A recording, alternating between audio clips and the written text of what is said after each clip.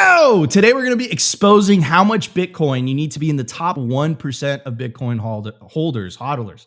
This is a topic that you guys absolutely love, so we're going to cover it today. In the fiat world, becoming a part of the top 1% in the US is very unattainable. In fact, it takes about $11.5 million. That's an extreme amount. But if you're saving in Bitcoin, you have a narrow window of opportunity today to become a part of the new 1%. Irrespective of how much you earn or which country you live in, you can be a part of the new 1%. But you have to act today. Stick around because the numbers we're going to be showing you today are going to be blowing your mind. So before we start the show, I want to bring up, of course, our guest for today, the CEO and founder of Adam O'Brien and co-founder of GetBase. And of course, my legendary co-host, always optimistic. We're all in orange today. Optimus Fields. Oh, wait, we're switching this. Here we go, Opti. There we go. It's like musical chairs in here. I know, it's like musical chairs. But anyways, guys, let's jump straight into it. And let's unpack this topic. So first, I'm going to start off with, of course, a topic that we covered on Friday's show, which got almost 14,000 views on Simply Bitcoin Live. That's pretty high for us for the live show. And the topic you guys really enjoyed. And the topic was, how much Bitcoin do you need to retire by the year 2030? And in that show, we made the case. We plugged using Saylor's calculator and we plugged in a bunch of numbers. But let's stick with Saylor's base case of $13 million by the year 2045 for the sake of today's episode, because it'll make a lot more sense. But let's break down how much wealth do you need to how much wealth do you need to be in the top 1% in fiat terms, and then we'll break it down in Bitcoin terms, and then we'll break down how much people fit into these specific categories. So how many people are worth $1 million to $5 million worldwide? 54 million. Now, do the math real quick in your head, right? 21 million Bitcoin. You subtract 4 million or so based on the amount of Bitcoin that are estimated to be lost. Subtract another 1 million or so based on the amount of Bitcoin that Satoshi people think Satoshi has. You're left with what? Maybe 16, 17 million Bitcoin, give or take. Now divide that by 54 million. There's not enough Bitcoin for every single millionaire around the world to buy just one. And the price is currently at $61,000. If you do the math in your head real quick, it makes you extremely bullish really fast. Anyways, so the next category above that is 5 to 10 million. There's estimated to be 5.37 million people around the world that fit into that category.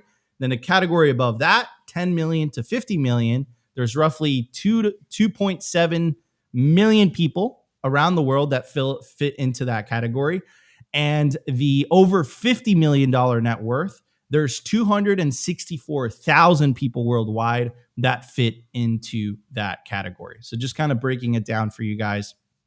Now let's break down the top 1% net worth levels by age. So for the sake of this video, we're going to focus on net worth and not net income. But if you're the age of 25 in the US, you have to have a net worth of 325,000. If you're 30, you have to have a net worth of 1.3 million. If you're 35, you need to have a net worth of 3.2 million. If you're 40, you need to have a net worth of 6.5. If you're 45, you need to have a net worth of 8.45 million. If you are 50, you need to have a net worth of 9.7 million. If you're 55, you need to have a net worth of 11.7 million. And it peaks out at 65 years old at 14.3 million. So moving on to the next data set. And also this was put together by River, and it breaks down your wealth bracket, but denominated in Bitcoin, which I find really, really interesting. So again, it goes by age group, and then it goes by the amount of Bitcoin based on how much fiat is required to reach the top bracket. So if you are between the ages of 18 to 24, you need 9.5 Bitcoin. If you're in the ages of 25 to 29, you need 30.92 Bitcoin. If you're in the ages of 30 to 34, you need 38.429 Bitcoin. If you're in the ages of 35 to 39, you need 69 Bitcoin. That's funny. Nice. If you're the ages of 40 to 44, you need 114 Bitcoin. If you're in the ages of 45 to 49, you need 126 Bitcoin. If you're the ages of 50 to 54, you need 192 Bitcoin. If you're the ages of 55 to 59, you need 224 Bitcoin. If you're in the ages of 60 to 64, you need 260 Bitcoin. It peaks out once again in the 65 to 69 age group. You need 322 Bitcoin to be considered in the top 1% in fiat terms. That's how much Bitcoin you need. So moving on to the next bracket, which I think is more applicable, right? Because that's in fiat terms. And I think the fiat one could be depressing to a lot of people because, you know, for most people, a $1.3 million net worth or a $10 million net worth is completely unattainable. But let's break it down in Bitcoin terms. So how much Bitcoin do you need to be in the top 1% of Bitcoin hodlers, right? Irrespective of fiat, irrespective of the fiat amount. So that changes the conversation a little bit. To be a humpback whale, someone who has 5,000 Bitcoin or more, there's only 220 of those people. To be a whale, you need 1,000 to 5,000 Bitcoin. There's only 2,000 people that fit into that category. To be a shark, you need 500 to 1,000 Bitcoin. There's only 1,500 people that fit into that category. To be a dolphin, you need 100 to 500 Bitcoin. There's only 10,000 people that fit into that category. To be a fish, you need 50 to 100. There's only 11,000 people that fit in that category. To be an octopus, you need 10 to 50. There's 72,000 people to fit into that category. To be a crab, there's 500,000, give or take, of people that fit into that category. You need 1 to 10 Bitcoin. And to be a shrimp, 1 Bitcoin or less, there's roughly 22 million people that fit into that category. But it's a better breakdown. Now, let's get into memes because Opti is on today's show. And I love the Pepe meme, and it kind of breaks it down. And it's called the Citadel. And, on the side, it says the year 2028 of the second age, 1 Bitcoin is now worth $1 million. And it kind of breaks it down into categories. So on the very bottom, it has the no coiners, then it has the cope, then it has the hope. And then it has what they call, I don't know if I can say this on YouTube, but the minimum stack. The unalive stack. The unalive. The deleted yourself stack. Metaphorically. And you'd be considered a baron, according to this meme. You need 1 BTC. The break it stack, you'd be considered a lord. You need 5 BTC. The Earl stack, the make it stack, how they call it, you need between 5 and 10 BTC. The Marquise. So right now there's another level in this castle. It's considered the generational wealth level. You need 10 BTC. If you're a duke, you need 50 BTC. And to be a king, you need 100 BTC. An emperor, you need 1,000 BTC. And then these guys have been memed so much, you need a minimum of 10,000 BTC. So this is, I think, more applicable because that meme, and it was Opti that pointed this out, that meme was created I think back in the 2017 era. And I think this meme is more applicable to our era. So on the bottom is the debt slave. So dust or no sats. The Bitcoin pleb, someone who has 0.01 BTC. The Bitcoin soldier, 0.01 to 0.25 BTC. The Bitcoin mercenary, 0.25 to 0.5 BTC. The Bitcoin Yeoman, I don't know what that is, but I'll take it, 0.5 to 1 BTC. The Bitcoin Knight, 1 to 3 BTC. The Bitcoin Baron, 3 to 10 BTC. The Bitcoin Lord, 10 to 20.99 BTC. And a Bitcoin King, 21 BTC or above. Now, I love this chart because it breaks it down even further. And it kind of breaks it down into numbers. And what's really kind of interesting is it correlates with the Glassnode data as well. So it breaks it down, and we'll focus on the top 1% kind of group. So to be in the top 0.001% of Bitcoin holders, you need a minimum of 7,021 Bitcoin. There's an estimated 250 people that fit into that category. To be in the top 0.003%, you need a minimum of 2,189 Bitcoin. there's roughly 500 people that fit into that category. To be in the top 0.01%, you need 433 Bitcoin. There's roughly 1,750 people that fit into that category. To be in the top 0.03%, you need 215 Bitcoin. There's roughly 5,000 people that fit into that category. To be in the top 0.1%, you need 89 Bitcoin. There's roughly 17,500 people that fit into that category. To be in the top 1%, you need 15 Bitcoin. There's roughly 225,000 people that fit into that category. To be in the top 10% of Bitcoin holders, you need 1.28 Bitcoin. There's roughly 250,000 people to be in that category. To be in the top 50%, you need 0.037. There's roughly 1.2 million people that fit into that category. So yeah, very, very interesting. To be in the top 15%, you need 0.86. There's roughly 1.2 million people in that category. To be in the top 10%, 1.28.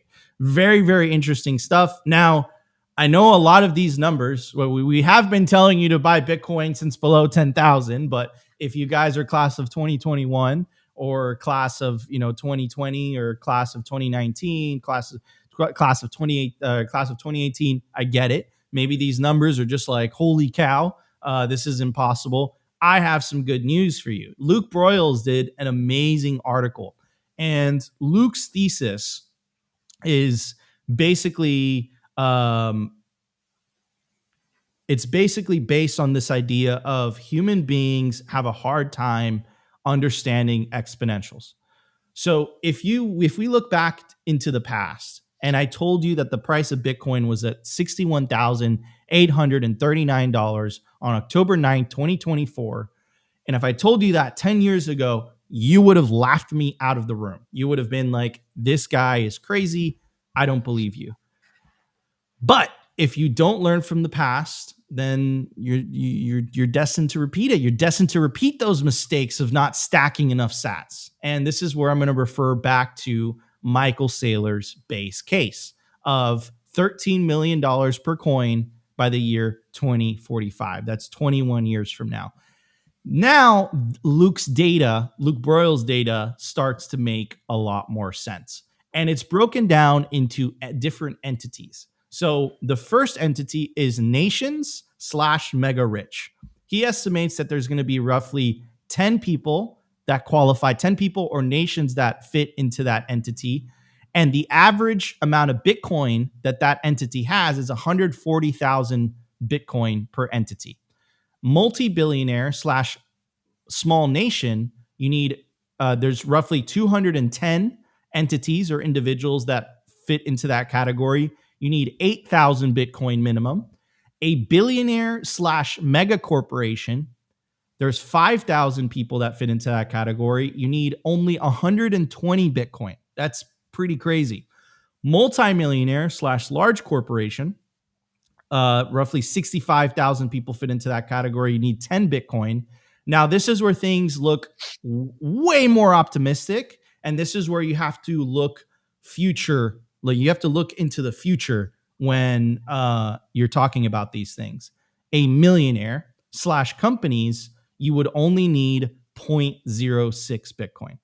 What about upper middle class? According to Luke, you would need 0.008 Bitcoin. Middle class, you would only need 0.001 Bitcoin. Lower middle class, you would only need 0.0004 Bitcoin.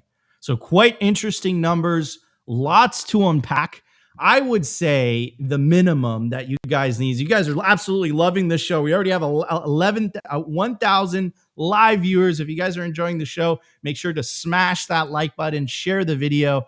You guys love this topic. But anyways, so all of that data unpacked, I would say I'm going to copy British HODL, do whatever it takes in your power to try to get to 1 Bitcoin. Because if Michael Saylor's base case comes true, you're worth $13 million 20 years from now. What about his bear case? You're worth $3 million. What about his bull case? You're worth almost $50 million. So that's the advice that I would say is do whatever it takes in your power. Is it financial advice? It's not financial advice, but how could you say it's not financial advice? but still simultaneously saying it's advice. I am just giving you the data. This is not financial advice. I'm just giving you the data. I'm just giving you the data. This is not financial advice, but this is something that I would do if I saw this data. Anyways, I would say if you were to get any type of information from all those data points, and then I'm going to pass it on to our guest because I've been talking for 15 minutes straight. Get to 1 Bitcoin, do whatever it takes to get to 1 Bitcoin. I think 1 Bitcoin should be a goal. And I think that window of opportunity is closing. And I think you should do whatever it takes to try to get to 1 Bitcoin. But if you can't, like I said, if every millionaire around the world wanted to buy 1 Bitcoin, they physically couldn't, right? So I think the long story, the TLDR is do whatever it takes to stack as many sats as possible. Adam, my rant is over. What are your thoughts on this? You're class of 2013. I'm class of 2016. You're 3 years earlier than I was. You're looking at all this data. What are your thoughts? You believe it's accurate? Adam. Dude, you said it, man. You said it when you said, if you would have told me 10 years ago, Bitcoin would be, 67 or 61,000 something. Like, it's like, no way. No, it's not. Even when I got into Bitcoin, it was $100 and $1,000 seemed insane. And yet 8 months later, there it was. I think that what we're going to look back on and realize is that this is such a unique window before hyper Bitcoinization. This is the invention. This is the reinvention of money, period. This is an opportunity in time that's going to make the dot-com bubble look flat. It's going to make the Industrial Revolution look flat. There's an opportunity here for a transfer of wealth unlike anything in recent or even ancient history, because we are having the reinvention of money occur. And our ancestors, like in the future, call it 4 generations from now, will just stacking sats won't be the vernacular. You won't be able to quote unquote stack sats. You'll just be encouraged and incentivized to consume less than you produce. And you'll actually, the world will be a better place because of it. Right now, we have a cheat code. We have, for a limited window, an infinite money glitch that's going to occur, which means stack sats, sell your phone, sell your chair. I'm sitting on like a foldy chair right now. I shouldn't even be doing that. I bought this chair 7 years ago for $8, and I should have thrown it away. I should have had $8 more worth of sats, because we have this infinite money glitch right now, and it's so simple. It's like we're conditioning ourselves. The world of Bitcoin and the physical world, they need a natural balance and a natural cohesion to work well together. And finally, for the first time, we are incentivized to save.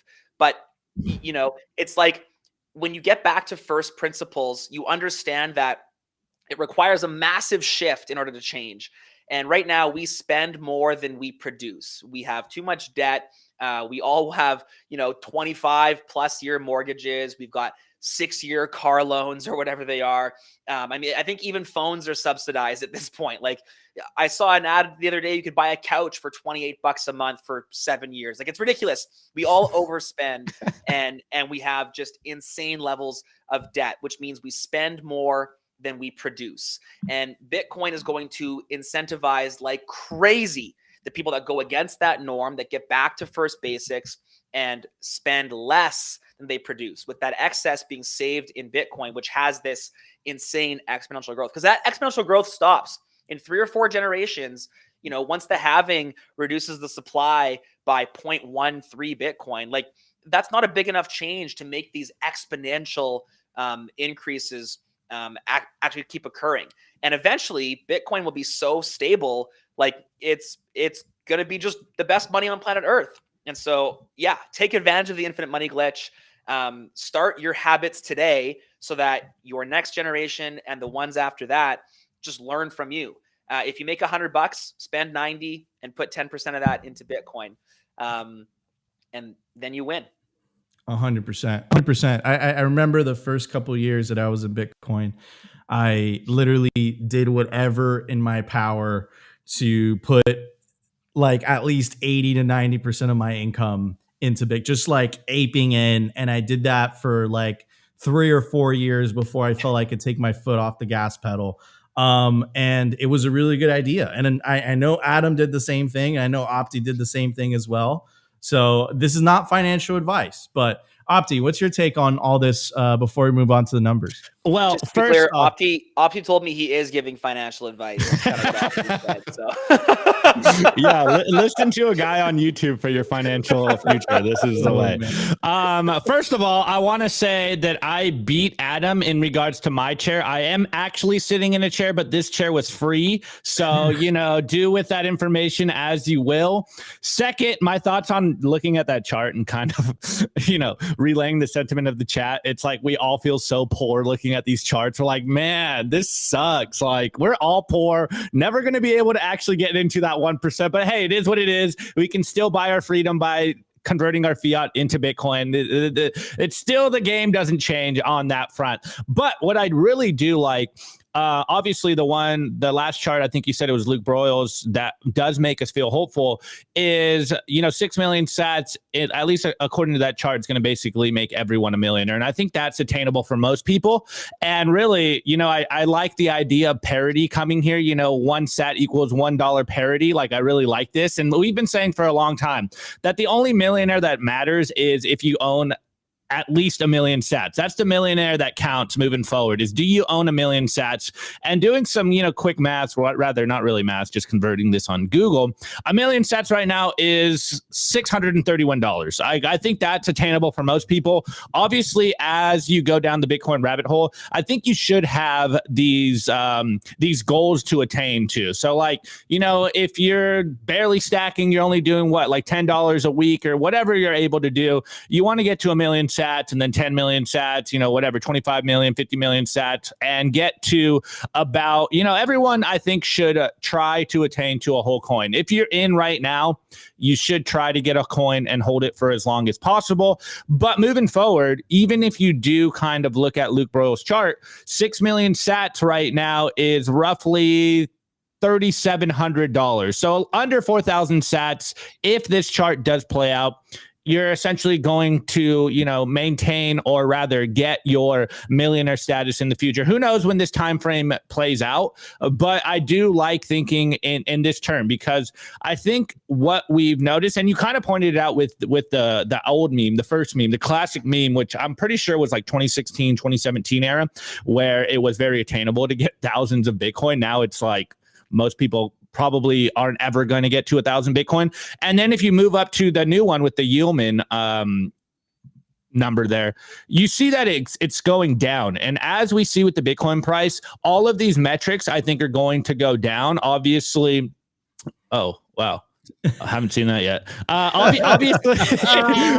Obviously, moving forward, you realize that your sat stack, the amount of sats that you have under your control are going to exponentially increase in purchasing power, and so those goals are going to go down. And as we see, and as we'll be covering this for years to come, those numbers are going to go down. The retirement number will most likely stay the same, considering, with the given that inflation isn't going to go up. So we'll be using today's dollar purchasing amount moving forward. Inflation probably is going to continue to go up, so those numbers are obviously going to inflate. But that $11.5 million goal, at least in today's purchasing power, I think will maintain over time. Like, that should be most of our retirement goals. Obviously, now the world's getting more expensive, but in that term, we know that the sat count that you own is going to continue to go down and decrease. So as much as we feel hopeless right now, like, man, we're never going to get thousands of Bitcoin here, at least we know our purchasing power is going to increase. So there is hope for all of us. The main theme of the show remains the same. Stack as many sats as possible and hold them for as long as possible. These, fiat terms of like, getting to the 1%, I think all that's going to fundamentally change. And we will see a new goal of freedom, where like any amount of Bitcoin that you own will buy you your freedom moving forward, considering that the alternative is owning fiat and you're going to be a digital slave for the rest of your life. So any amount of Bitcoin is going to be the purchasing price of freedom. So that's what counts the most. What's your 100%. freedom worth, Opti? And It's worth literally 100 sats. That's 32 sats. That's generational wealth. And a couple comments here, right? So the common theme that I've seen amongst even perhaps not like the OG 20 like 09 10 class of 10 09 or class of 10 or class of 11, but they didn't even think Bitcoin had value back then, or it was just like kind of like an experiment. But the overall theme was I was late to the party, right? Yeah. So when I got in 2016, my lowest cost of Bitcoin was under $1,000. I was like, I have missed the effing train. It's over. It's dusted. I will never it's over. I can't do anything. Adam, I'm going to ask you the question. Did you feel like you were late when you got in? Dude, 100%. $100 Bitcoin was stupid. Though I was never going to make it. $100 Bitcoin was ridiculous. It was too expensive. It had hit the fad. It was going to crash back to zero without question.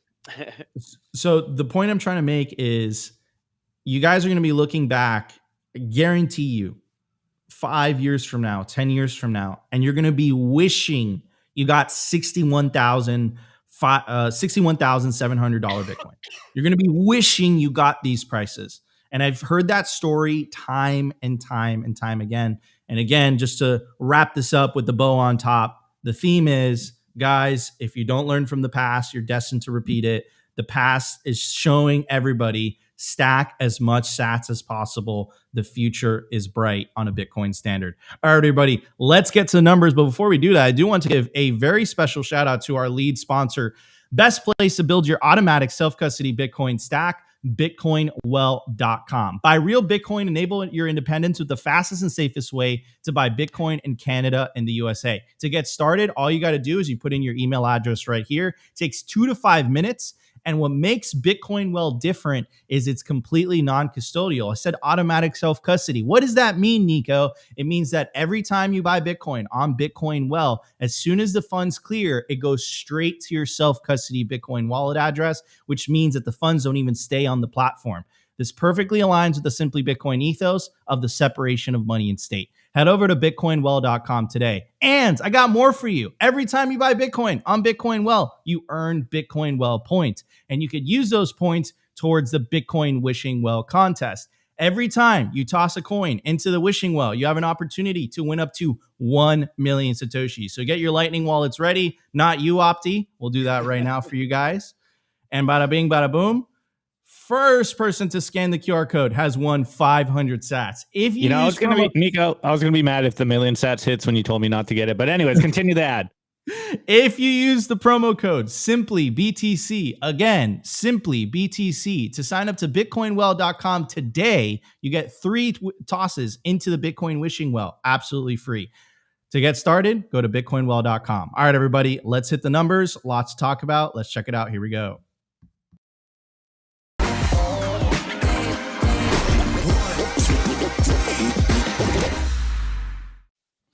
All right, everybody, I want to tell you guys about our sponsor, Stamp Seed. Guys, usually when you buy a hardware wallet, it comes with a piece of paper, and you're meant to write down your seed words on that piece of paper. The problem is that paper is prone to water damage, fire damage. Your dog could literally eat a piece of paper.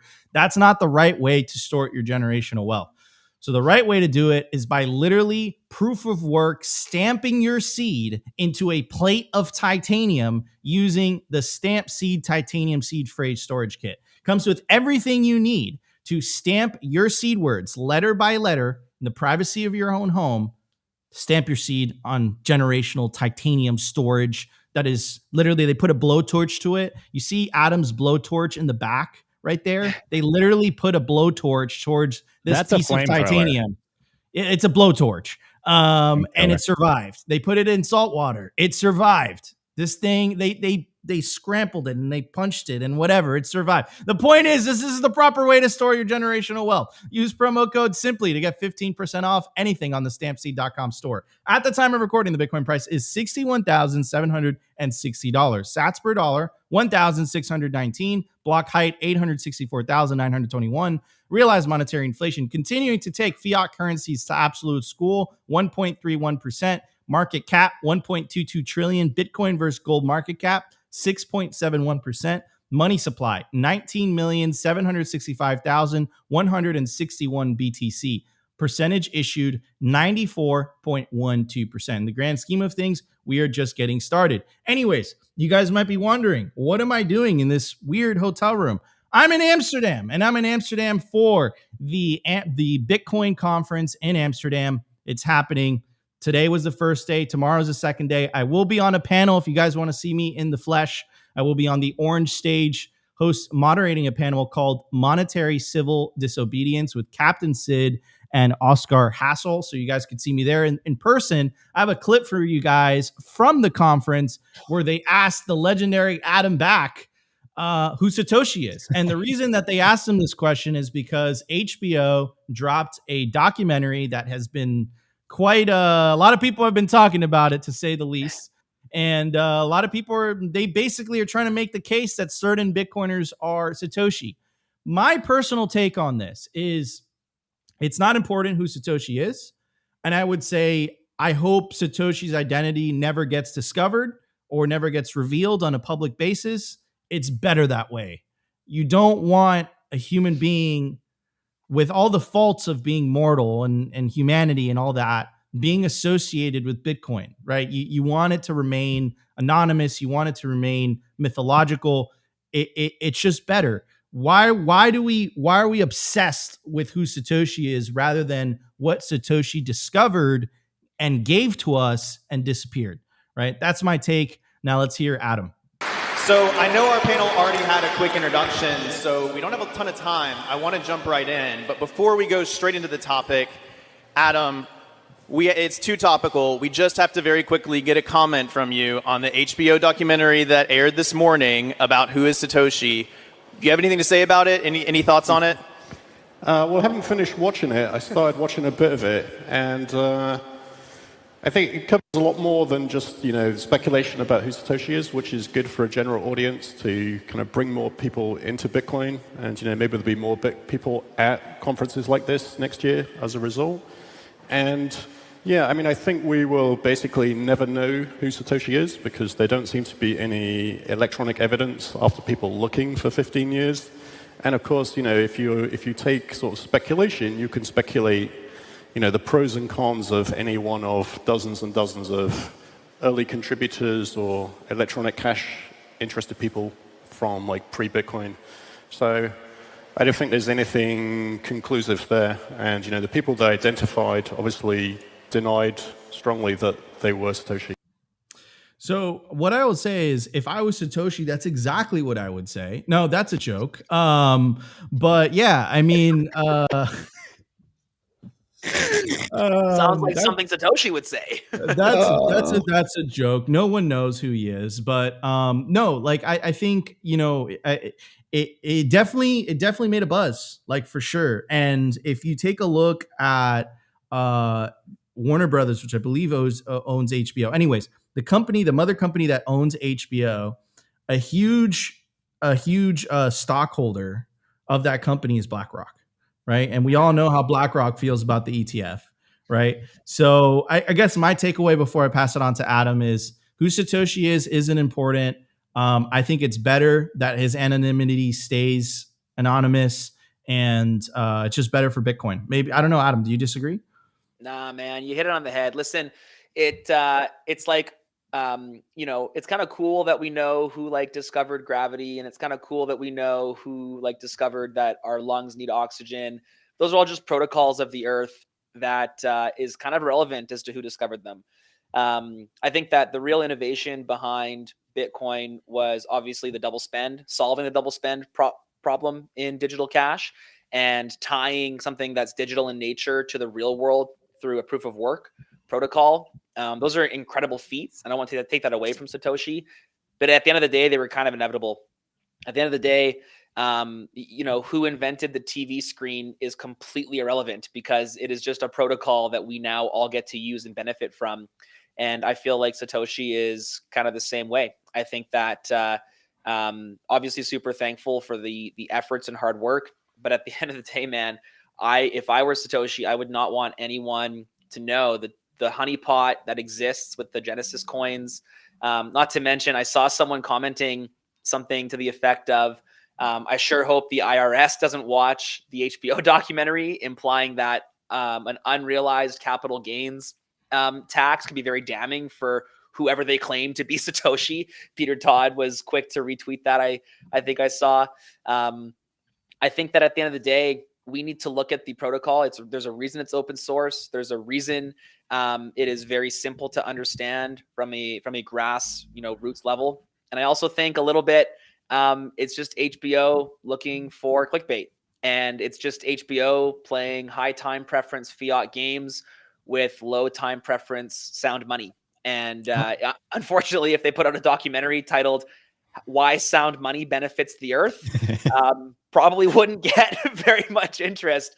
They definitely scammed all the Bitcoiners into watching. They did a good job as a high time preference, kind of media corp. And this time next week, we will not be discussing the documentary because that's how high time preference media works.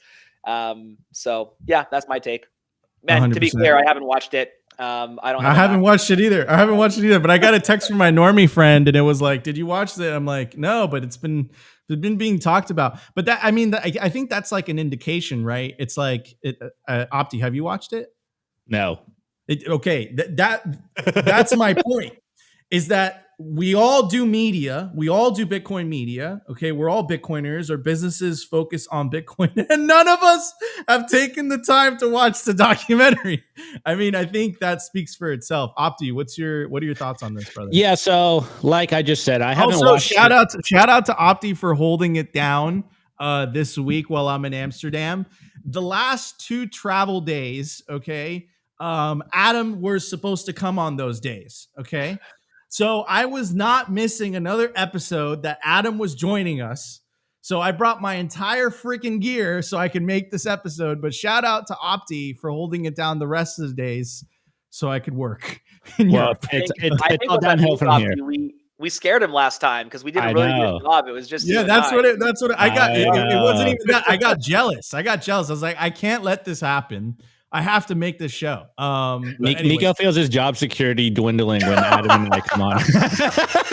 No, okay. Anyways, on this topic about the HBO documentary, yes, I have not seen it, but I was actually talking with Jacob earlier, and he was telling me kind of what Adam said on the on that speech or the conference right there, that he's like, it's actually kind of good if you kind of put your like normie lenses on and you don't think of it like a Bitcoiner and you're not trying to kind of nitpick everything that it's saying.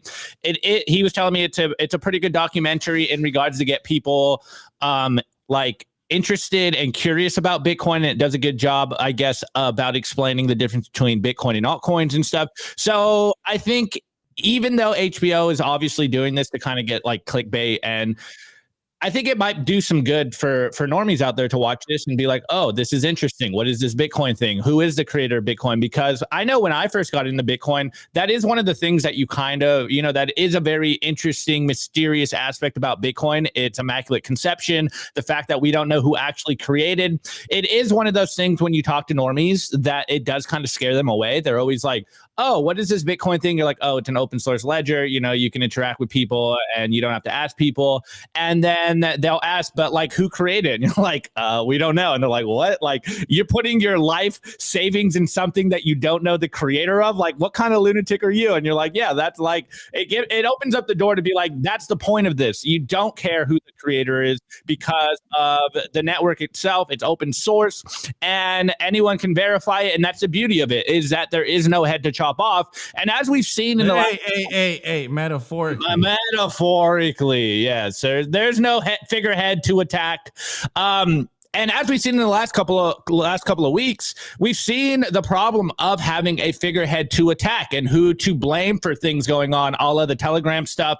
We see what's happening with Twitter and Elon Musk. It makes it very easy for them to relegate this whole Bitcoin thing if there is a figurehead. And so I'm also on the camp that it doesn't matter who the creator of Bitcoin is. It's kind of, I always think of it in the sense of like, do we know who created fire? Do we know who created the wheel? It doesn't matter because they infinitely improved our lives and they have pushed society forward once you get these new technologies. So I personally like the fact that we don't know who the creator is, because if we did know who the creator of Bitcoin is, personally, as a human, I think it would tint Bitcoin in a certain way if he isn't this like godlike perfect figure, if he isn't like some monk in the mountains, you know, that like doesn't interact with society and he turns out to be some kind of degenerate guy, or, you know, even very superficial. Like you look at him and you just don't like what he looks like. You're like, oh, this Bitcoin thing, like, I don't know if I'm really that much of a Bitcoiner. So like I love the fact that we don't know it,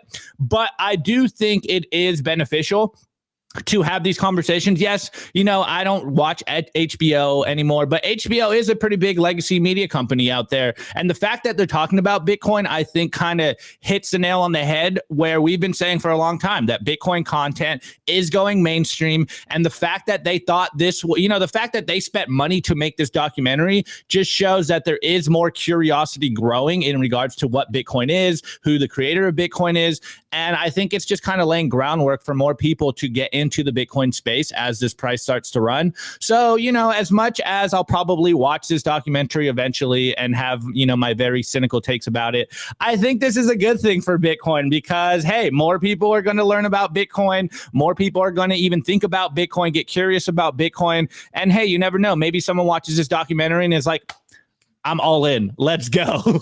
Yeah, I appreciate it. Thank you, Larry Fink, for funding it. Really, really appreciate it. And we're very grateful. And I agree with Kaiser, Employee of the Month. And anyways, before anyone thinks of you guys as crazy, like we can't use the money that we don't know who the creator is, just show them what is on the back of the dollar. Like, what the fuck is that?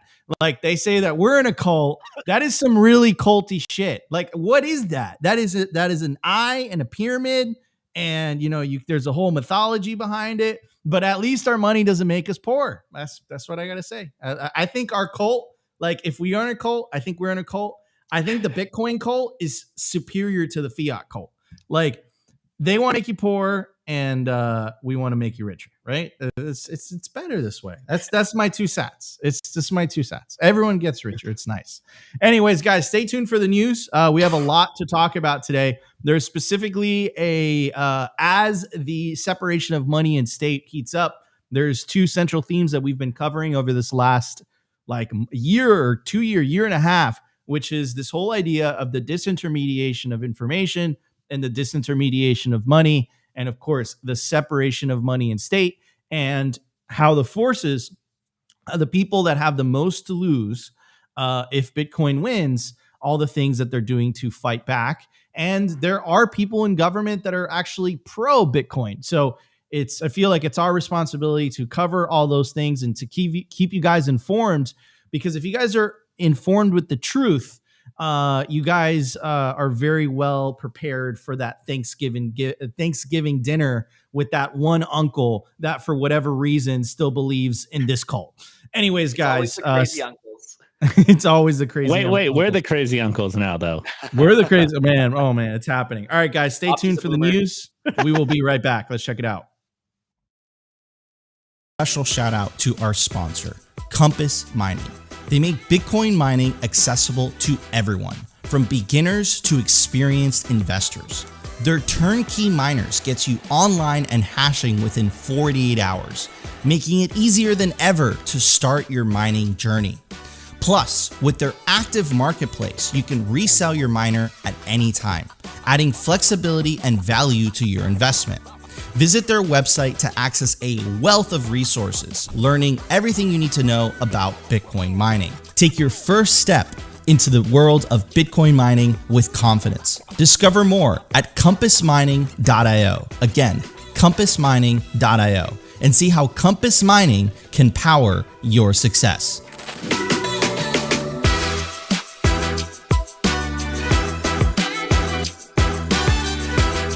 I want to give a shout out to our sponsor, Foundation. It's self-custody done right. They built a premium grade hardware wallet called Passport right here in the US, and it integrates seamlessly with their free app called Envoy. Passport is fully open source and verifiable. It's the most intuitive Bitcoin wallet designed with a UX reminiscent of a classic feature phone, so you'll know how to navigate it and use it the moment you pick it up. It's also air-gapped, meaning Bitcoin stays offline, never touching an internet connection. It's Bitcoin only, open source verifiable, air-gap security model, gorgeous design craft, premium grade materials. Get your Bitcoin off exchanges and into your own hands in just a few minutes with Passport at foundation.xyz/simply. Get peace of mind for your piece of Bitcoin. All right, everybody. Opti is going to model the Passport by Foundation devices for you guys. It's completely open source. It's easy to use. This is the gift that you want to give to someone that perhaps like is a little bit intimidated by self-custody. Passport makes it incredibly easy. Come pair it up with the Envoy app. If you use promo code Simply, it doesn't come with Opti. Well, that's negotiable. Send us a message. The right price. But it will give you a discount. So head over to Passport by Foundation devices, scan the QR code, and check the link in the video/podcast description. Anyways, this is what I want to talk about today. Utah senator proposes bill to reform financial privacy. It goes on to say Senator Mike Lee of Utah has introduced the Savings Privacy Act, officially titled the bill to amend the Right to Financial Privacy Act of 1978 to preserve the confidentiality of certain records and for other purposes to roll back financial surveillance in the U.S. banking system. The bill repeals the Bank Secrecy Act's suspicious activity reports and currency transaction reports requirements while maintaining record-keeping requirements. Repeals the Corporate Treasury Act, strengthens the Fourth Amendment protection, bolstering warrants requirements in the Rights to Financial Privacy Act of 1978, repeals the SEC's Consolidate Audit Trail database, and requires congressional approval for any new databases that collect personal identifiable information of U.S. citizens. Now, again, this is just nuts because, like, in the United States, since 1971, when they passed the Bank Secrecy Act, which is what Senator Mike Lee was referring to, essentially made it so that every $10,000 transaction had to be reported to the U.S. government. Now, the problem with that is that they never adjusted that for purchasing power. So back in 1971, $10,000 equates to $80,000 of purchasing power today. And also, it was a year ago or two during the so-called, it's so ironic, the Inflation Reduction Act, the Treasury actually tried to put a law in there that would make it so that every $600 transaction had to be reported to the U.S. government. Another data point, the Pentagon has failed four audits in a row on a year-by-year basis. So there's billions of dollars missing, right? No one knows where that goes. Let's not talk about, government efficiency. Let's not talk about the fact that the U.S. government, even though it collects more tax revenue year over year, spends last year it spent $1.7 trillion more than it collected in tax revenue. But you, the citizens, we have to know exactly what the F is going on. And I would make the case, as I think Senator Mike Lee did, is that that's against the Fourth Amendment. The Fourth Amendment is the right of the people to be secure in their house, in their persons, houses, papers, and efforts against unreasonable searches and seizures shall not be violated, and no warrant shall issue but upon probable cause supported by oath or affirmation, and particularly describing the place to be searched and the persons or things to be seized. I mean, like, now incorporate all the, I'm not even applying this to money, right? Incorporate like the fact that they want to see all your text messages, all of your emails. They want to see all of your transactions. Why? That was not the initial role of government. And I think I know the answer why. And the answer, and I'm going to refer to Jeff Booth because I think he puts it so eloquently, where he makes the case that, Nico, if the system is based on theft and stealing, you essentially need coercion in order to keep that system going. So because the system is based on theft and inflation and all these things, think about it. They need to spy on you. They need to keep track on what you're doing. But at the same time, they don't play by those rules. When the US pulled out of Afghanistan, they left $13 billion of equipment to the people that we were fighting a war against, including Canada, by the way, for the last 20 years. And they just let, like, the people that we were fighting, they're like, you know what, $13 billion of the latest and greatest military equipment, it's all yours. And you saw videos of people, like, of the soldiers in Afghanistan, like literally parading with the latest, like, military gear that the US left behind. That's okay for the government to do that. But every $600 transaction, we got to find out what the F is going on. And to, put the cherry on top, as soon as the US pulled out of Afghanistan, they've sent so far $250 billion to Ukraine. And then to put another cherry on top, there is a video last week that we played for you guys of Joe Biden asking the American people to pitch in for the hurricane relief. So what is the whole point of paying all these taxes, paying the inflation tax, when they are prioritizing funding foreign wars than funding local efforts to natural disasters, to help natural disasters? Like, it is crazy. The world is upside down. And I think it comes down to a very simple cause, very simple reason. And unless we address that reason, nothing gets fixed. I think voting is a half measure, in my opinion. As much as Elon wants to roll out the government efficiency agency and all that stuff, I think it's a half measure. I think if we don't address the root cause of this problem, which is the government's unique ability to create money for free that everyone else has to work for, they're going to continue down this path of more control, more coercion, more surveillance, because the system is fundamentally based on theft. And if the system is based on theft, they need to do those things in order for people to continue to use that said system. So anyways, I'm going to pass it on to Adam. Adam, you live in a fiat country just as much as we do. It's worse over here, man. And because this is a subject that I feel very passionate about, and they just continue to creep. It's like these like creeping regulations, right? Like, they don't take an arm metaphorically at the same time. They take a fingertip. But every year they take a little bit more and a little bit more and a little bit more. And before you know it, it's like every $600 transaction, you have to report it to Janet Yellen. What are your thoughts? Dude, it's a scary time. And I think it's the consequence of not having a first principles approach society. Everyone, because you talk to the communists and they're for this. They're for financial censorship. They're for, making sure that the bad guys can't spend money. And I think that on the surface, that's something that we all want. None of us want, child sex traffickers to be able to have money and spend money. We want those people in jail.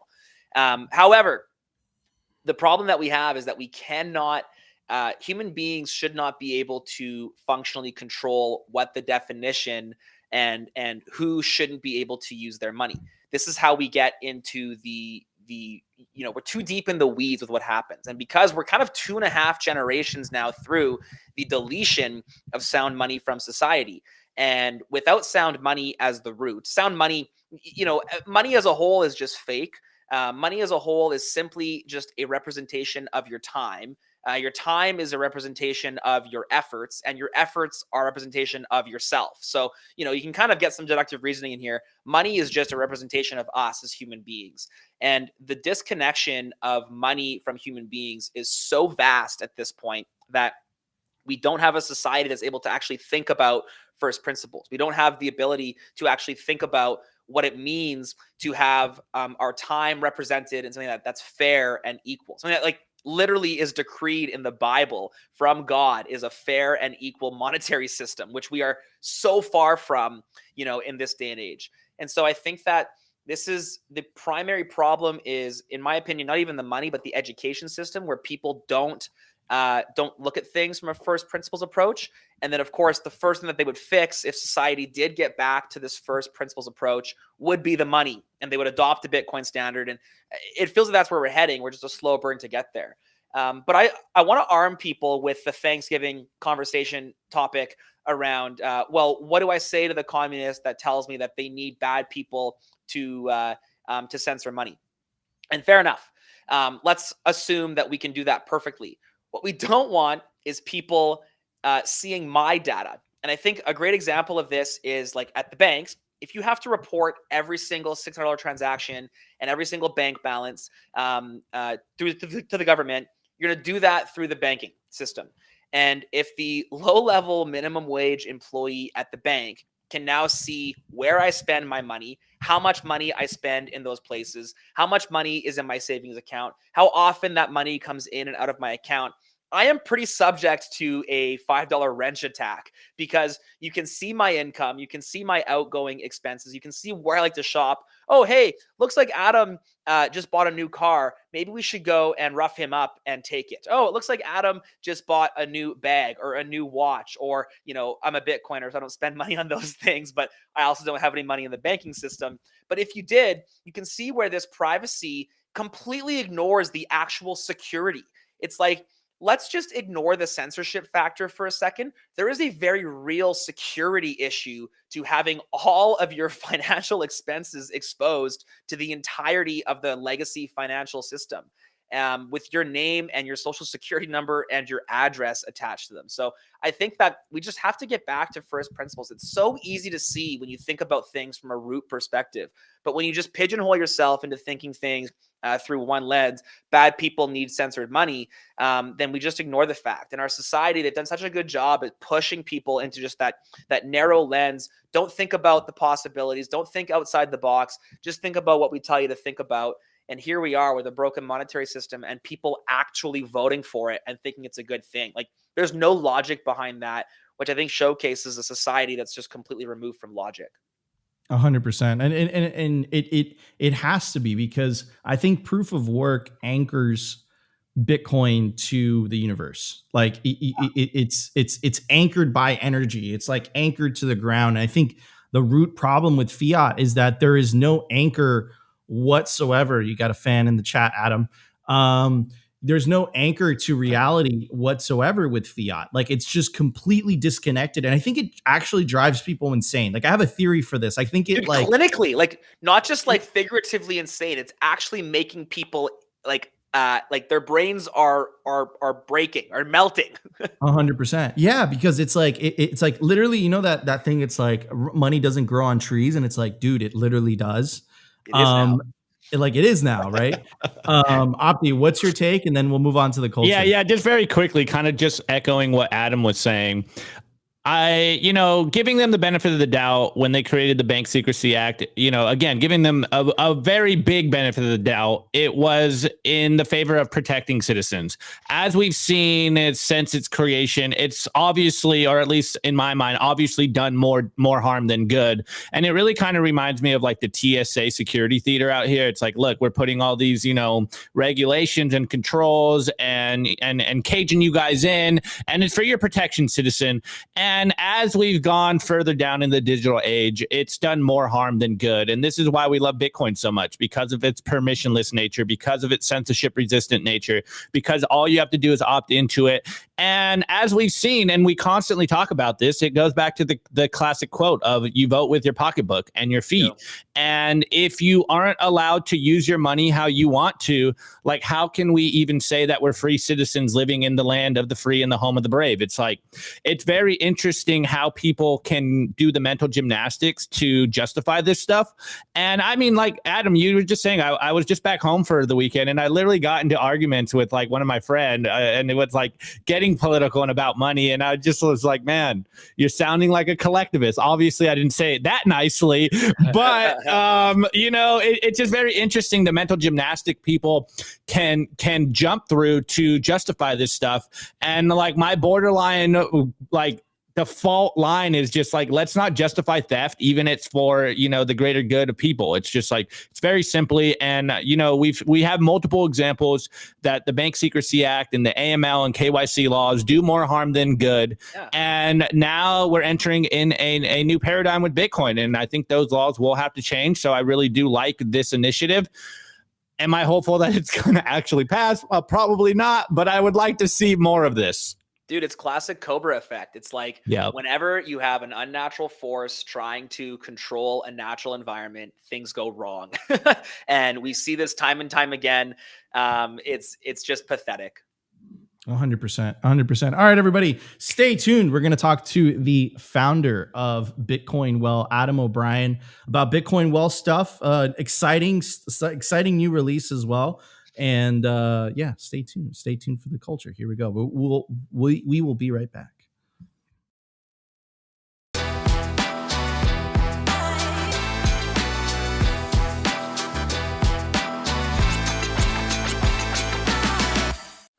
All right, everybody, before we jump into it, I do want to give a shout out to our sponsor, the Orange Pill app. Stack friends who stack sats. The Orange Pill app is the #1 Bitcoin social layer. Guys, if you're traveling, you go to a new city, perhaps like, you know, you're in Amsterdam for the Bitcoin conference, or you're in El Salvador for adopting Bitcoin, and you just don't know anybody around you. You don't know any events around you. The Orange Pill app is for you. You pull it up on your phone, has a really cool geographical feature. It will literally show you what Bitcoiners are near you, and you could send them a message directly. Also, if you want to see events, it's #1 resource for Bitcoin only events as well. Download the Orange Pill app today. Stack friends who stack sats. Join the 12,233 Bitcoiners that are currently on the app. It's one of the best ways to message me and Opti. You want to send Opti a message, send him a That I won't respond for a while, but I'll get to you guys. Sorry about that. Send him a message on the Orange Pill app. All right, everybody. So Opti, I see you have something pulled up. So, of course, it's been a minute since Adam came on, and hashtag they've been building a lot of cool stuff that they're building, and we might get a sneak peek a little bit of some other stuff. But first and foremost, Adam, let's talk about the latest feature. Obviously, this is only for Canadians, so, you know, my view is win America. It only matters when it's in America. But anyways, you guys just announced your swap from Bitcoin on-chain to off-chain on Lightning, and you guys have been getting a lot of good response and feedback from it. So you guys did an article on your Twitter. You guys could go read it and you know, get yourself familiar with it. But Adam, let's talk about the BTC to Lightning swap. Yeah, man. So listen, lots of feedback that we've gotten. The worst part about being non-custodial is that you need a UTXO every time you send Bitcoin out the door. And even me personally, like I'm a pretty avid stacker. I stack 3 to 4 times a week, depending on the week with my income. And as a result, that's 1,000 UTXOs a year. And I'm in a pretty good period of, you know, I consolidate frequently. But it just became very apparent that we need to be, you know, obviously offering Lightning. So we do this to kind of eliminate the UTXO issue. But that created a second issue, which was the fact that most Lightning, like if you're going to be, I'd say 95% of people that are buying Bitcoin on Lightning Network are dumping it into a custodial wallet. And we see the problems with that, you know, like the Telegram problem on the macro censorship side, but then even just like the wallet of Satoshi pulling out of the USA, was very apparent to me that that is not going to be a good, viable, long-term solution. And so this kind of thesis came about where we are experts at turning fiat into Bitcoin. We can now go fiat to Lightning. We can go Bitcoin to fiat and Lightning to fiat. Why not just combine that whole thing and allow people to kind of stack on Lightning, you know, 3, 4, 5, 6 times a week, 7 times a week, whatever you want to do. And then, you know, just allow them to go from Lightning to the main chain to their cold storage whenever they want. And that's kind of where swaps was born. Obviously, it's not unique, right? I think Boltz has an instance of swaps. There's certain wallets that allow you. Wallet of Satoshi itself lets you go from Lightning to the main chain. The key function here with Bitcoin Well is that you can throw your TXID into the batch, which a little bit preserves privacy. But then also the main benefit is you don't have to pay miner fee, because Bitcoin Well pays the miner fee for the batch transactions. So you can literally, you know, let's say your threshold is 5 million sats. Let's say you stack 5 million sats. throughout a few months, and they're sitting in a Lightning wallet. You send 5 million sats to the Bitcoin Well swap, and Bitcoin Well will send you 5 million sats on the blockchain straight to cold storage. And you won't pay a miner fee. You don't pay any fee for swaps at Bitcoin Well right now. And yeah, I'm stoked on it, man. It's like very useful to me as someone who, like I said, I stack vigorously, and I want to obviously have that as safe as possible, while realizing that most people don't have the technical ability to receive Lightning in self-custody. We had to make a solution for that, and that was it. But the real exciting thing for this is I'm now, like, there's a bunch of like regulatory stuff. Here's a bit of a tangent, a bit of a sidebar. I was like on the verge of going to jail in Quebec because we didn't have the right stickers on our Bitcoin ATMs there. And so my wife has asked me to make sure I stay out of jail and am not a wanted criminal in most countries in the world. And so we are doing a little bit of compliance research to make sure that I stay out of jail. But our compliance research is going well, and there's a real shot that we could open up swaps to the whole world. And what that would mean is we can start developing pockets of customers just using swaps in other nations. I've seen in the chat, when Bitcoin Well EU, other people like in Latin America that I've spoken with. I think that there's a lot of opportunity to find pockets of customers and communities in these other jurisdictions where I can legally operate and stay out of jail on my wife's wishes. And we can then build fiat products in those nations, which kind of takes Bitcoin Well closer and closer and closer towards being like this financial service company that focuses on, you keeping your Bitcoin in your self-custody and just giving you access to the modern banking world, which, it's on mission. It's on brand. It's very exciting to me. And I'm proud of the team, man. We crushed it. Love it. And wait, hold on. I do have to troll you because this feature only matters when it comes to America. So until then, I'm going to hold your feet to the fire. Well, here's the thing. I remember I have a stay out of jail rule in America. I know. And Americas are very bad for putting Bitcoin entrepreneurs in jail. So I just have to be a little extra cautious. So I'll give you some leeway. I'll be patient with you. Okay. All right. The next point, and which is a really good dovetail from the last conversation, which is why you did the Bitcoin to Lightning swaps, is one of the main concerns that our chat usually talks about, and it's in regards to UTXO consolidation and the single address use that you guys do on the platform. So let's talk about that, and then there is another good comment in the chat that we'll hit on before we sneak peek some things for you guys. Yeah, man. So we have to make decisions on the product. And, obviously we enable everyone and encourage people to add different addresses at the time. We're toying with the idea of enabling to add an XPub, which would obviously give you the ability to roll down your XPub. But there's a whole other host of privacy problems when you give a platform your XPub. And so I think that at the end of the day, it's more work, but you can fully use different addresses for every single time that you do a transaction at bitcoinwell.com. But I think that Lightning's coming soon to the USA, by the way, certainly before the end of the year. My team has told me that CEO time and development time is different. And so I'm not 100% sure how much sooner. If it was up to me, it'd be next week. But of course, that's not how the world works. But I think that Lightning with a swap solves the UTXO problem that many people experience when taking self-custody. Of course, fees are, I have just a widget on my phone. Fees are like 9 sats per VByte right now. Relatively affordable to consolidate, but you could get caught with your pants down if you're not watching it. So I think that there's definitely room to improve the UTXO management. I think Lightning is going to be a big piece of that. And I also think batching is going to continue to be a big piece of that. At the end of the day, you have to kind of ask yourself, what is your freedom worth? And this is something we talked about an hour ago on the top of the show. And I believe that your freedom is worth the extra effort of going through some UTXO consolidation once a quarter, maybe twice a year. And if you're able to consolidate UTXOs when fees are low, that's great. And if not, then let's just get you stacking on Lightning, buy once a week, twice a week, 3 times a week, Lightning. And then once a month, send your 500,000 sats into the Bitcoin Well swap and get 500,000 sats back to cold storage on chain. So I think that there's definitely, the feedback's been so helpful. And I think what that goes to show is, and this is why we need people, continuing to use Bitcoin Well. lots of people tell me, oh, I just use Coinbase and I pull my money out automatically for X, Y, and Z reasons. And to them, I say, good for you. But you're not supporting a Bitcoiner. You're not supporting a company with Bitcoin ethos. You're not giving meaningful feedback towards the hyper Bitcoinization that you want to see for your granddaughter. And we are building that. I'm a Bitcoiner. I'm like, a sovereignty warrior. I'm literally considered a financial terrorist here in Canada because of the decade of work that I've put into building this Bitcoin business. I told you guys earlier that like I've had the Quebec problems. There's consequences to this. And I think that when we support the businesses who want to see the same world that you want, the world goes in that direction. But if we're no better than the virtue signaling communists that tell us to use paper straws and then go take their private jets to their private island and live in a 20,000 square foot mansion.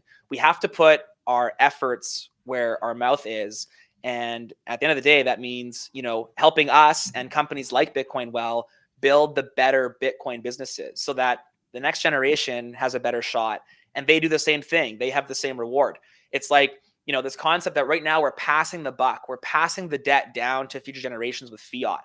When you become a Bitcoiner, you want to pass opportunity off to the next generation. And you expect them to not only, benefit from that opportunity, but then build on it and pass a compounding opportunity to the next generation, and so on and so on and so on. And so I would definitely encourage people, and if you can find another Bitcoin only non-custodial platform in the USA, use that one. But I think we're the only one. And so if you can't, then please use Bitcoin Well and tell us how to improve so that we can focus on things like making your UTXO problem better. We can focus on things like getting more than single address easier to use and things like that. Love it. And on the theme, Adam, of keeping you out of jail, we do have a comment in the chat here asking, is Bitcoin Well KYC? Also, what information does it share with Uncle Sam, or I don't know what you call Uncle Canadian Big Daddy Gov over there when asked? Yeah, man. Listen, we do have to abide by the laws. We have to be in compliance so that as I said, stay out of jail. And there's two ways that I look at that. On the one hand, all the info that we take is, of course, able to be subpoenaed. You should read our terms of service and our privacy policy.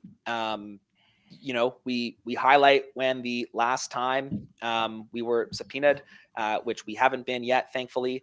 And so you can kind of understand how the rules of the system work that way. I think that at the end of the day, you want to use a platform that has someone in charge who's not afraid of the fight that is required to separate money and state, and that I think is willing to kind of push the limits. I'm very comfortable in the gray. I mean, in Canada, we've launched a fantastic privacy-focused product, which is called a Light account. And you can buy Bitcoin with your verified email and your well tag. And there's obviously limits on that, but there's certain opportunities that we have and that I'm constantly searching for. Because like I said, I personally believe in financial privacy. I personally believe in financial sovereignty. And I'm building a product that I want my kids to use. And, when I take that kind of generational lens and put it on through the lens of the product, you can kind of see how we're building a product that wants to increase financial privacy, increase financial independence, all towards our mission to ultimately enable independence. And very tough to be independent when someone else has your data, and I realize that. And so we take it very seriously. We take it as an onus.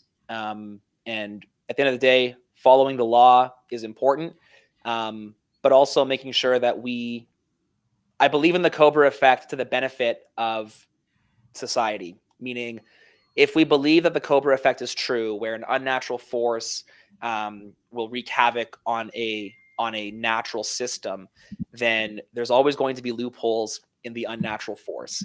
And I'm very excited and humbled to be in a position where I have the opportunity to look at the loopholes, to find the legal ways, and all for the benefit of our customer.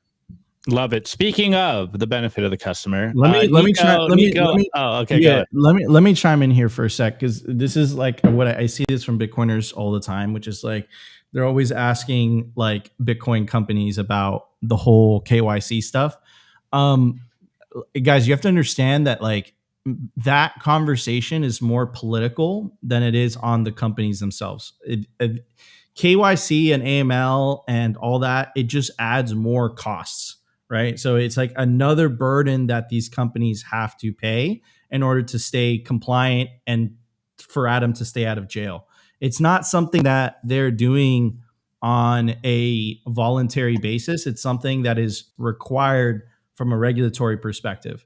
Now, why am I saying this? As Bitcoin continues to come out of the shadows, and by definition, the separation of money and state is very political. The question is, do you sit on the sidelines and just continue to just say the system is rigged? I'm just not going to get involved. I'm just not going to say anything. Or do you start to participate? Why am I saying this? In Canada also, but in the United States specifically, this upcoming election will have consequences for the regulatory environment for Bitcoin businesses in the United States. There's a candidate that if he gets elected, there's a certain regulatory environment for the next 4 years.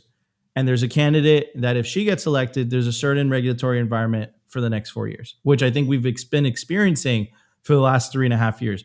Part of the reason that Wallet of Satoshi left and Phoenix Wallet left was because of the regulatory environment. So the reason I'm saying this is, as Bitcoin continues to grow and influence and impact the political discourse, something that we've had the privilege to kind of stay out of because Bitcoin has been in the shadows, is going to start to come into kind of the mainstream discourse.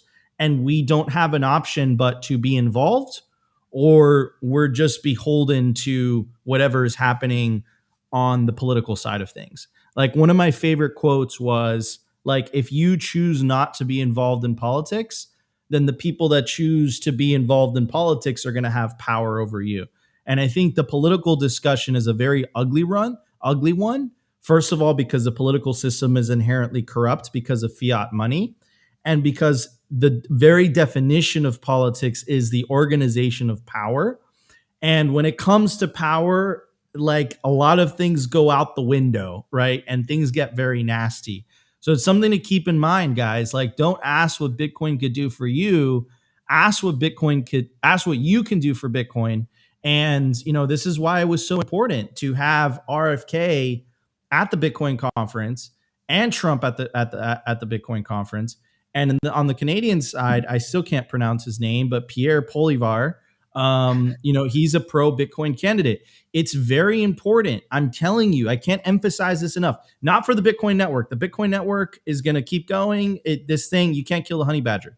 But from a regulatory perspective for the industries, the person that gets into office will have an impact on the jurisdiction that they hold power over. And that's the reality. So do you want a pro Bitcoin candidate in office, or do you not want a pro Bitcoin candidate in office? That's the only question that I have for you guys. And that apparently is very divisive for a lot of people. Anyways, I do want to make this announcement. Can we, Adam? Can we? Let's rock and roll, baby. Are we allowed to? Okay. All right. So this is something that you guys have been asking for a very long time. Bitcoin Well is going to be dramatically increasing their limits. So if you guys want to make very, very big purchases on Bitcoin Well, you could hit me up personally at nico@bitcoinwell.com. And I'll make sure to take care of you personally. So that is it is a big announcement. It is something that I've been bothering Adam tremendously about for the last 6 months, and him and his team have come through. So large Bitcoin transactions is coming to Bitcoin Well. In the meantime, right now, I'm personally going to take care of you guys. So if you send me an email, nico@bitcoinwell.com, I'll personally take care of it. But very exciting stuff, because that was a lot of the feedback that we kept getting. Like, Nico, how can I make higher purchases? how can I do this? And I just kept replying, we're working on it. Well, the Bitcoin Well team finally got it done. And again, to tie that up with the regulatory side of things, it wasn't a stop on the Bitcoin wealth side of things. It was a stop on the regulatory side of things. Guys, I don't think you understand how much fucking red tape there is in the financial industry. Like it's absurd. And that's why I wanted to cover the news story that I covered today, which is specifically in the US. I don't think they have this protection in Canada. We have just got the Fourth Amendment and just tore it up into a million pieces and just like spit on it and say this thing does not exist anymore. This idea that the government has an obligation to see every single transaction that you've ever done is absurd. And they've psyoped people into thinking that the world will spontaneously combust if that's not the case. That is a lie. That is not true. And this is what we're fighting for. And the way that we win, the way that we separate money from state is by a certain amount of the population, whether that's 10 to 20%, I don't quite know, not only holding Bitcoin, but having that Bitcoin in self-custody. And by just them doing that, they become revolutionaries, and the Bitcoin ethos kind of seeps in. It's a bottom-up movement, and then all of a sudden you're going to start to have Bitcoiners in positions of influence of power, and that's when you're going to start to see the rules change. But just bitching and complaining about how rigged the system is doesn't change anything. So get involved. I know it's ugly, but our memetics are better than theirs, and we have the truth on our side, and we have sound money on our side. So anyways, big announcement. Very excited. Nico at bitcoinwell.com. If you guys want to make large purchases, the email is live right now, so you can send me an email, and I'm very, very excited. Adam, thank you for coming on the show today. I'm going to give the last words to Opti. Just stack sats and stay humble. You should have given Adam the last word. No, but I'm giving you the last words because you always hijack me and you're like, Nico, wait up. So I was trying to today I didn't. Just keep stacking sats. I was trying to get ahead of that, and now you just made me look stupid. Anyways, Adam, any final thoughts for the 1,958 people watching live right now? Yeah, man, I think I want to steal Opti's thoughts and stack sats and stay humble. I mean, what is it? Be the change you want to be in the world. Like I said, like the feedback is super valuable to Bitcoin Well. So use the platform, tell us what you want to see, and let's enable independence in the USA. Let's stack. I love that, Briggs. Stack freedom. Let's get people Bitcoin in self-custody so that they and their granddaughters and their great-great-great-granddaughters have a shot at liberty, because I think that is why we're here. We're here to be free, and we're here to not be stolen from in a monetary system. So let's work towards that. Absolutely. Anyways, guys, this was Simply Bitcoin for October 9, 2024. I'm your host, Nico. It's my co-host, Optimus Fields, and of course, our guest for today, Adam O'Brien, CEO and founder of Bitcoin Well. Best place to build your automatic self-custody Bitcoin stack. I won't be on the show on Thursday and Friday. I will be in Amsterdam, but I'll be back on Monday live from Paris. Opti's going to be in the hosting chair on Thursday and Friday. So guys, stay tuned in. And of course, Rustin's going to be dropping a Simply Bitcoin Originals later on today. Until then, go outside, touch some grass, enjoy your family, stack some sats, enjoy life. We'll see you guys tomorrow. Peace out, everybody. To you by bitcoinwell.com, a Bitcoin-only platform on a mission to enable financial independence.